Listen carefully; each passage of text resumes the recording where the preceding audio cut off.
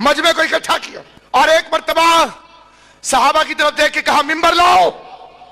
ایک نے دائیں دیکھو دوسرے تیرے کو ممبر ہے, انہیں کہا کوئی نہیں تیرے کو. یا رسول اللہ ہمارے پاس ممبر نہیں ہے.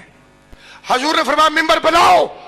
انہوں نے سرکار لکڑی کا کام نہیں سیکھا, کوئی کپڑے شپڑے کا کام ہو.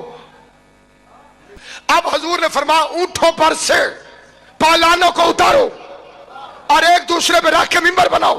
میں کہتا ہوں یا رسول اللہ جب آپ کو معلوم ہے کہ ان کے پاس ممبر نہیں ہے تو پھر آپ نے ممبر مانگا کیوں؟ اور جب آپ کو پتا ہے کہ انہیں ممبر بنانا نہیں آتا تو آپ نے حکم دیا کیوں؟ قبلہ حکیم کا کوئی فعل حکمت سے خالی نہیں ہوتا. پیغمبر امت کو بتا رہے تھے کہ جو میرے مشورے کے بغیر خالی ممبر نہیں بنا سکتے وہ سقیفے میں ووٹ ڈال کے صاحب ممبر کیسے بنا؟